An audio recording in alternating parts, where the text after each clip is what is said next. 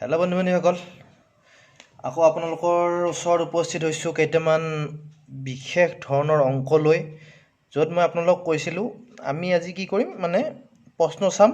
প্ৰশ্ন এনে ছল্ভ কৰি নাথাকোঁ, তাৰ উত্তৰ চাই আমি তাৰমানে উত্তৰকেইটা মানে কোনটো হ'ব পাৰে কোনটো হ'ব নোৱাৰে মানে আইডিয়া কৰি আমি মানে উত্তৰ কৰিম, বুজিছেনে নাই? গতিকে এইটো চাওক, বিক্ৰীৰ দাম ৩২৪ টকা, লাভ 12.৫%, তেন্তে কিনা দাম হ'ব, বুজিছেনে? লজিকটো চাওক, বিক্ৰীৰ দাম বেছি, বিক্ৰীৰ দাম এইখিনি, লাভ এইখিনি, তাৰ মিনিংটো কি? তাৰমানে কিনা দামটো ৩২৪ টকাতকৈ কম, হয়নে? গতিকে এই লজিক মতে ডিটো গ'ল কাটা, ডিটো হ'বই নোৱাৰে। এই তিনিটাৰ মাজত তিনিটা বাকী থাকিল এতিয়া। গতিকে আকৌ চাওকচোন, ৩২৪ টকা বিক্ৰীৰ দাম, লাভ এইখিনি, হয়নে? এই 12.৫% মানে কিমান? ১০০ত 12.৫ টকা, ১০০ত 12.৫ টকা লাভ হৈছেতো, হয়নে নহয়? গতিকে ২০০ত কিমান? ২৫, ৩০০ত ৩৭.৫, হয়নে? গতিকে এইটো ১৮৮ টকা আছে, হয়নে? গতিকে ১৮৮ টকাৰ লগত যেনিবা আমি ২৫ টকা নহয় বাৰু, ২৫ টকাও যদি যোগ দিওঁ তেতিয়াও ৩২৪ টকা নোলায়। ঠিক তেনেকৈ ২১৮ৰ লগত আমি যদি এই ৩০০ টকাৰ লাভটো যদি আমি যোগ দিওঁ তেতিয়াও তাৰমানে এই ৩২৪ টকা নোলায়। গতিকে এই দুটা উত্তৰো হ'বই নোৱাৰে। উত্তৰ এইটোৱে বাকী থাকিল, এইটো হ'ব শুদ্ধ উত্তৰ।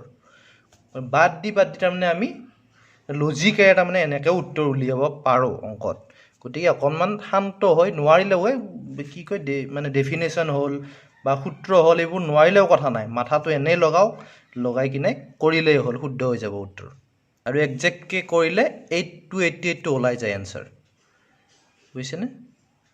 নেক্সট কুৱেশ্যন, ক্ৰিকেট বল এটা ৫৭০ টকাত বিক্ৰী কৰোঁতে 5% লোকচান হ'ল, কিনা দাম কিমান আছিল?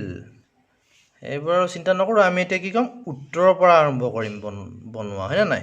৬০০ টকা যদি ধৰক মানে কিনা দাম আছিল, 5% লোকচান মানে ১০০ টকাত লোকচান হ'ল ৫, ২০০ত লোকচান হ'ল ১০, তেনেকৈ ৩০০ত ১৫, ৪০০ত ২০, ৫ত ২৫, ৬০০ত ৩০, মানে ৬০০ত ৩০ টকা লোকচান হওঁতে এই কিনা দাম কিমান হ'লগৈ? ৫৭০ টকা। গতিকে এনচাৰ কি? একেবাৰে ওলাই গ'ল ৬০০ টকা।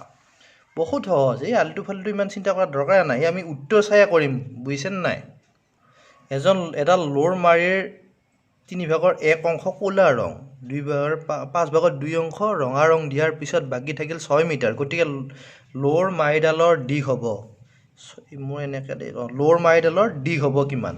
এইকেইটা আছে অপশ্যন। গতিকে আমি কেনেকৈ কৰোঁ? এইডাল লোৰ মাৰি, গতিকে 3/1 অংশ ক'লা ৰং দিলোঁ আৰু 5/2 অংশ দিলোঁ ৰঙা ৰং। এতিয়া দুটাকে যোগ কৰি লওঁ, কিমান অংশ হ'ল, হয়নে? এইটো যোগ কৰিবতো জানে ন? 3/1 প্লাছ 5/2, এইটো এনেকৈ কৰিলে এইটো আপোনালোকে হৰকেইটা একে নিচিনা হেৰি কৰি ল'ব লাগে নহয়, এইখিনি জানে আৰু ন? ৩ × ৫ = ১৫ হ'ল, আৰু ৩ৰে ৫, ৫ × ৫, ৫ ৩ × ১৫, ৩ × ২ = ৬। গতিকে এইখিনি ইমানখিনি ৰং দিয়া হৈ গ'ল, দুখিনি লগ লাগি, হয়নে? গতিকে এতিয়া আমি এনেকৈ ভাগ কৰি কিমান ৰং দিলোঁ? 11 ভাগ আমি ৰং দিলোঁ, আৰু কিমান ভাগ থাকিল? 4 ভাগ থাকিল, টোটেল 15 ভাগৰ। এই 4 ভাগটোৰ মানে কিমান হয়? 6 মিটাৰ হয়। গতিকে 11 ভাগটো কিমান হয় সেইটোৱে আমাক লাগে, গোটেই সহজ। গতিকে 4 ভাগ মানে 6 মিটাৰ হয়নে নহয়? তাৰ 4 ভাগ মানে যদি 6 মিটাৰ হয়, 1 ভাগ মানে কিমান মিটাৰ হ'বহে? 1.5 মিটাৰ হ'ব। গতিকে 11 ভাগ মানে কিমান মিটাৰ হ'বহে? 1.5 ইনটু হ'ব 16.5। গতিকে 16.5, 11 ভাগ মানে হ'ল 16.5। আগৰ পৰা 4 ভাগ আছে 6 মিটাৰ, এই 6 মিটাৰটো আমি যোগ দিলোঁ 22.5। এনেকৈ সহজকৈ কৰিলেই হ'ল। আৰু এইবোৰ মানে অংক শিক্ষকে হ'লে কি কৰি দিব, তাৰমানে আপোনালোকক হেৰি কৰি এখন পথাৰ হৈ যাব এইটো অংক কৰিব লাগিলে। গতিকে ইমান সহজকৈ কথাবোৰ একদম ভাবি চিন্তি লজিকেলি কথাবোৰ কৰি যাব, বহুত সহজ, বহুত হ'ব। ছাপ'জ X, Y এইবোৰ কৰি দৰকাৰ নাই, এইবোৰ কৰাৰ দৰকাৰ নাই ন। নেক্সট চাওক,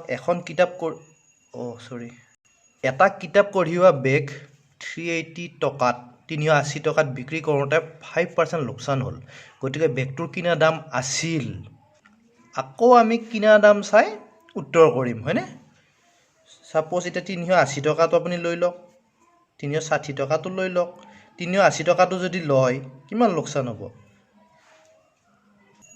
সেইটো চোৱা দৰকাৰ নাই 380 টকা ইফালে হয় নহয় ইফালে লোকচান আকৌ ইটো হ'বই নোৱাৰে ইয়াতো এনে কাটা হয় নহয় আৰু 360 টকাটো হ'ব নোৱাৰে এই দুটাৰ মাজত হোৱা চান্স আছে এই দুটা আমি কৰি চাওঁ নে কি কয় কাৰণ লোকচান হৈছে যেতিয়া এইটোতকৈ সংখ্যাটো নিশ্চয় ডাঙৰ হ'বই লাগিব হয়নে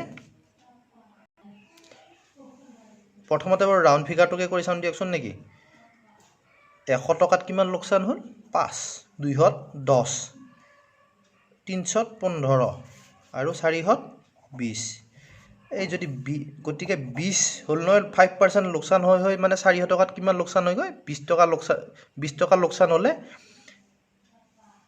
এই বিক্ৰী দাম 380 টকা হৈ গৈ গতিকে উত্তৰ হৈ গৈ D2 ঠিক তেনে 420 টকাটো কৰি চাব পাৰে আৰু এনে আৰু কি ৱেষ্ট কৰিব লাগে সময় ন এটা এইটো চাওকচোন বাৰু এইটো লজিক আয়ত আমি এই লজিক যদি আপোনালোকে যদি মানে কথাবোৰ যদি আগৰ পৰা একো নাজানে তেতিয়াহ'লে আয়ত কাক কয় সামুদ্ৰিক কাক কয় সেইখিনিতো জানে আপোনালোকে হয় নহয় আয়ত কাক কয় সামুদ্ৰিক কয় বৰ্গ কাক কয় ৰম্বাস কাক কয় সেইখিনি কথা জানিব লাগিব মই আপোনালোকক আগতেও কৈছোঁ সেইখিনিত তাৰমানে আপোনালোকৰ গাজাটো নচলিব গতিকে আয়ত এটা কেনেকৈ বনাব আয়ত এটা সামুদ্ৰিক বুলি ক'ব নোৱাৰি হয়নে আয়ত এটা বুলি কৈছোঁ আয়ত সামুদ্ৰিক বুলি কিয় ক'ব নাই এটা সামুদ্ৰিক বুলি ক'ব পাৰি হয় নহয় তাৰপিছত চাওক বৰ্গৰ কৰ্ণ দুটা অসমান চাই লওঁ বৰ্গৰ কৰ্ণ দুটা অসমান বৰ্গৰ কৰ্ণ দুটা অসমান কিয় হ'ব সমানে হয় গতিকে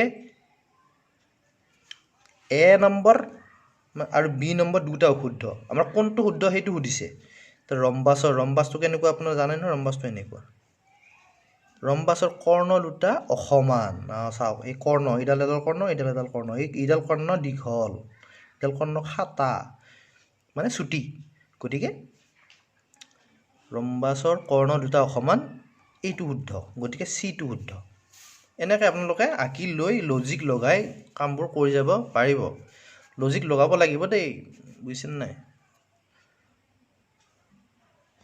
এইটো চাওক অৰুণ বৰুণতকৈ 2 বছৰে ডাঙৰ আকৌ বৰুণ তৰুণতকৈ 1 বছৰে সৰু যদি সিহঁতৰ গড় বয়স 24 বছৰ তেন্তে তৰুণৰ বয়স হ'ব এইটো একেবাৰে সাংঘাতিক মানে এনেকৈ কৰিলে পথাৰ এখন হৈ যাব এইটো এক্স কমাটো x+2 এনেকৈ কৰি মানে দিগদাৰ গতিকে আমি মানে গাঁৱলীয়া মেথডত তিনিটা মানুহ বুজিছেনে নাই তিনিটা মানুহ এটা হৈছে অৰুণ এটা হৈছে বৰুণ আৰু এটা কোন তৰুণ এটা হৈছে তৰুণ হয়নে গতিকে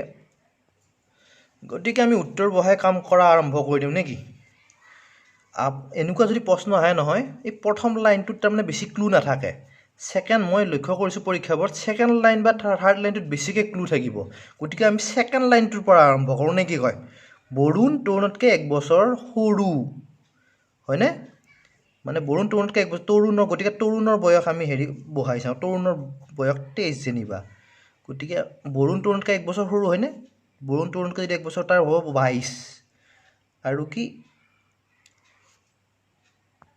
আকৌ অৰুণ বৰুণতকৈ 2 বছৰ ডাঙৰ হয়নে অৰুণ বৰুণতকৈ 2 বছৰ ডাঙৰ হ'লে 24 আৰু গড় বয়স মানে বুজি পাইছেনে নাই গড় বয়স মানে হ'ল তিনিটাৰ যোগ কৰি 3ৰে হৰণ কৰিলে সেইটো হয় তিনিটাৰ যেতিয়া আমি যোগ কৰিম তিনিটা বস্তু যদি আমি যোগ কৰি 3ৰে হৰণ কৰি লওঁ সেইটো হ'ল গড় বয়স মানে গড় বয়সটো দিয়াই আছে ইতিমধ্যে গড় বয়সটো দিয়াই আছে নহয় জানো 3ৰে হৰণ কৰি আমি পাইছোঁ 24 গতিকে 24 ওলাব লাগিব গড়টো হয়নে নহয় গতিকে সেইমতে এই অপশ্যনটোত এতিয়া বস্তুটো নোলায়গৈ 24 নোলাব এই তিনিটা যোগ কৰিলে 24 নোলায় গতিকে বিটো কৰি চাওঁ নেকি যদি আকৌ কি চাওকচোন আকৌ বৰুণ তৰুণতকৈ 1 বছৰ সৰু গতিকে 24টো বহাই চাওঁ তৰুণৰ বয়স 24 বৰুণ তৰুণতকৈ 1 বছৰে সৰু হয়নে বৰুণ তৰুণতকৈ 1 বছৰ সৰু গতিকে 23 আকৌ কি অৰুণ বৰুণতকৈ 2 বছৰ ডাঙৰ হয়নে অৰুণ বৰুণতকৈ 2 বছৰ ডাঙৰ হ'লে 25 গতিকে এই তিনিটা আকৌ যোগ কৰি চাওকচোন আপুনি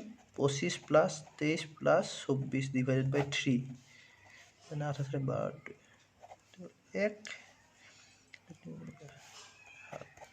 এইটো যদি আমি 3 ৰে ডিভাইড কৰি দিওঁ 24 ওলাই যায় গতিকে এইটো হ'ল শুদ্ধ উত্তৰ গতিকে এনেকৈ কৰি চাব ইমান দীঘলকৈ মানে হেৰি কৰা থকা দিগদাৰ নাই আৰু কিছুমান প্ৰশ্ন আছিলে এতিয়া মানে ভিডিঅ'টো দীঘল হৈ গৈ আছে ভিডিঅ' দীঘল হৈ গ'লে আপোনালোকে খুব দিগদাৰ পাইছে চাগে সেইকাৰণে আৰু আগ নবঢ়াওঁ যদি ভিডিঅ'টো ভাল পাইছে নিশ্চয় লাইক কৰিব শ্বেয়াৰ কৰিব আৰু ছাবস্ক্ৰাইব কৰিবলৈ নাপাহৰিব দেই বাই বাই মই আকৌ আহি আছোঁ ইংলিছ পেডাগজিটো কেইটামান কুৱেশ্যন আছে সেইকেইটাও লৈ আহিম আপোনালোকে সোনকালে আৰু কিবা স্পেচিয়েল ভিডিঅ' আপোনালোকলৈ আনি আছোঁ বাই বাই